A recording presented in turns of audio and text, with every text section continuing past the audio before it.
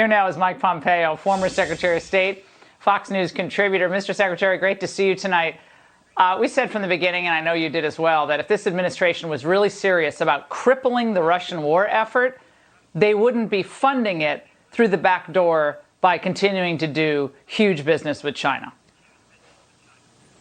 Laura, thanks for having me on. That's exactly right.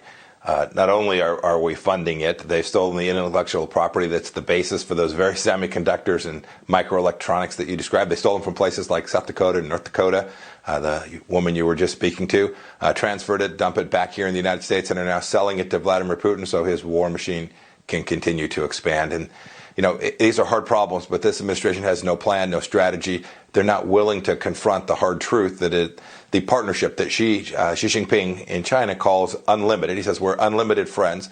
They're unwilling to confront the challenge that presents and be serious about this. I promise you, if an American company was trying to buy an agricultural piece of property near a Chinese military base in Beijing, it wouldn't happen. And yet we're naive. We are silly about the way we think about protecting the American people. And we have to understand that the Chinese Communist Party, it didn't come here for a good, benign, noble purpose. They came here to conduct espionage and reduce the capacity for the United States to stand on its own 2 feet. Mr. Secretary, there is bipartisan support. As Beth just said, there is bipartisan support for stopping this. So if Republicans take back the House, we don't know what's going to happen in the Senate. We're going to talk to Dr. Oz in a moment from Pennsylvania. But if they take back the House, they have to stop this. They have to stop talking about it and stop it.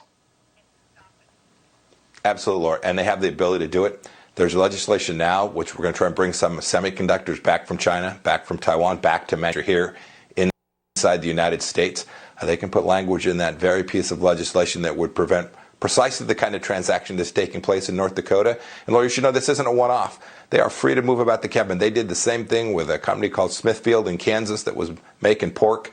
The Chinese are doing this all across the country. We have to stop it, and Congress has the capacity to do that.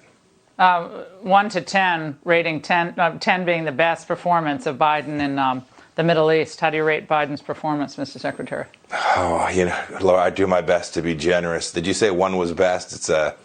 If 1 is best, this is a 9.5. Now, one is worse. Performance is one is worse. 10 is the best. 1.5. Yeah, well, you're being very generous. This is the worst performance by an American president in the Middle East in decades and decades. It was truly unfortunate. Makes us less safe. No, that's the most important thing. It's not like that it's funny or the fist bump. It makes us less safe. Mr. Secretary, thank you.